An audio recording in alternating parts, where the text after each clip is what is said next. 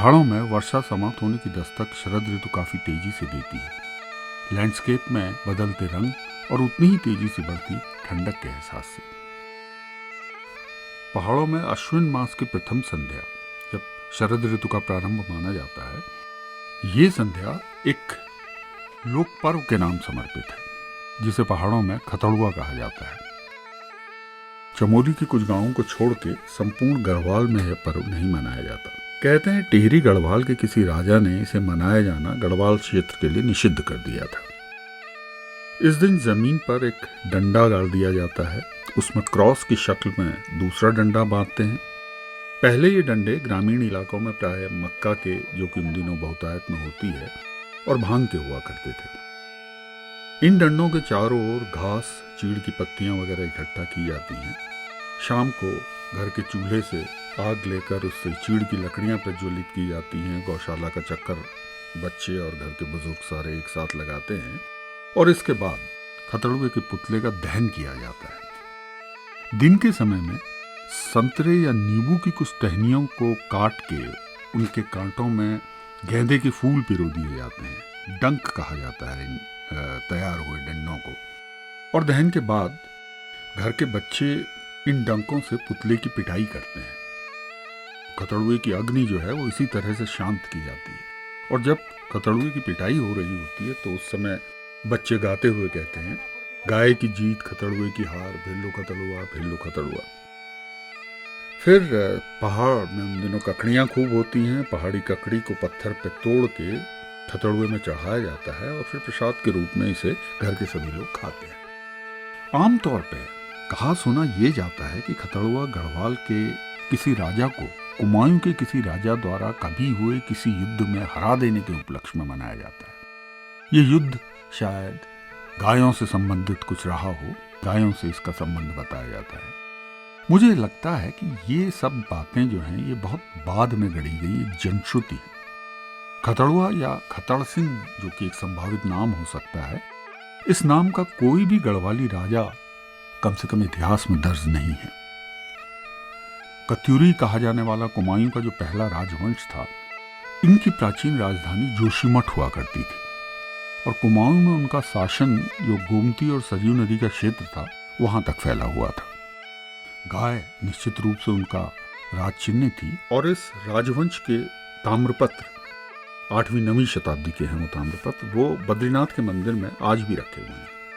इसलिए ये तो स्पष्ट है कि कत्यूरी काल में तो युद्ध की कोई संभावना ही नहीं है, क्योंकि कत्यूरी शासक स्वयं मूलतः गढ़वाल के ही थे और चंद राजाओं के युग में भी, जैसा कि मैंने पहले जिक्र किया, किसी खतड़ सिंह या इस नाम से मिलते जुलते किसी शासक का जिक्र हमें नहीं मिलता है। कुछ इतिहासकारों का ये मानना है कि खतड़ू या खतड़ुआ शब्द शायद संस्कृत के क्षत्रप शब्द का अपभ्रंश हो और संभव है कि कनिष्क के काल में किसी यूनानी क्षत्रप को किसी कत्यूरी राजा ने हराया हो और इतिहास के अंधेरे में खो गई ये विजय गाथा एक लोक पर्व के रूप में आज भी हमारे सामने जिंदा हो। वैसे दूर की कौड़ी लगती है, पर संभावना से इनकार नहीं किया जा सकता। और एक बड़ी रोचक चीज है कि खतड़ुए से जुड़ा जो निर्माण है, जैसा कि मैंने पहले बताया कि इसमें डबल क्रॉस बनाया जाता है, तो इस चीज को लेके कुछ लोगों ने इसमें प्राचीन यहूदी प्रभाव को देखने की कोशिश की है।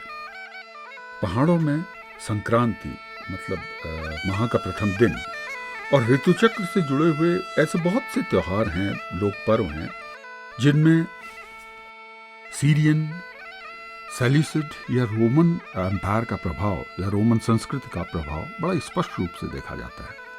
और इतिहासकार इसका संबंध ट्रांस हिमालयन ट्रेड से, जो कि कभी सीमांत क्षेत्र की इकोनॉमी का मेन स्टे हुआ करता था, इससे जोड़ते हैं। ऐतिहासिक रूप से अगर देखें तो ये जो ट्रांस हिमालयन ट्रेड था, इसके प्रमाण हमें पाणिनि के युग तक मिलते हैं। पाणिनि के समय में भी ये ट्रेड हुआ करता था।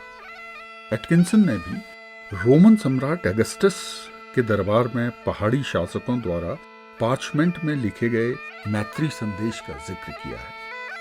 तो ये संभावना बनती है कि ये क्षेत्र था, इससे पहाड़ी या पर्वतीय राजाओं के संबंध निश्चित रूप से रहे होंगे। और एक जो बड़ी रोचक बात है वो ये है कि 14 सितंबर को इतिहास में अगर देखें तो 14 सितंबर को वर्ष 629 629 में बाइजेंटाइन सम्राट हेरोक्लियस ने ईसा का जो पवित्र क्रॉस था उसको यरूशलेम में पुनर्स्थापित किया था। इसकी स्मृति में सीरिया में आज भी 14 सितंबर को उत्सव मनाया जाता है। फिलिप के एटी ने इस उत्सव के दौरान पहाड़ की चोटियों में आग जलाने, बॉनफायर करने का जिक्र किया है। कहा जाता है कि राजमाता हेलेना ने ईसा की सूली के प्राप्त होने की सूचना पहाड़ों की चोटियों में आग जलवाकर सांकेतिक रूप से दी थी। खतड़ुए को मनाने का ढंग भी तो ऐसा ही है।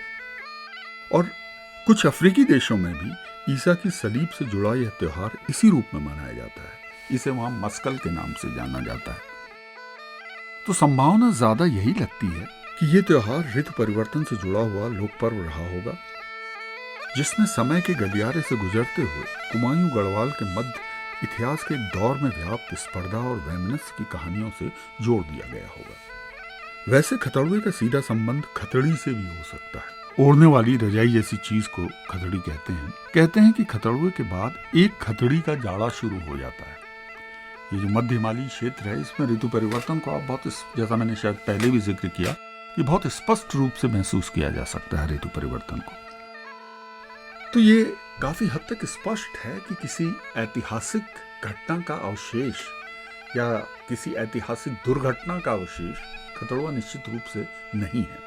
जो कुमाऊं और गढ़वाल के वैमनस्य की दुश्मनी की बात की जाती है कि एक राजा द्वारा गढ़वाल के राजा को हरा दिया गया वगैरह वगैरह, वो बाद के समय में आई एक जनश्रुति या कल्पना, उसको हम कह सकते हैं। ये निश्चित रूप से एक लोक पर्व है। लोक पर्व तो यूं भी हमारी उस प्रागैतिहासिक संस्कृति की प्रतिध्वनि है जिसके बारे में यजुर्वेद में कहा गया था, सा प्रथमा संस्कृत विश्ववारा।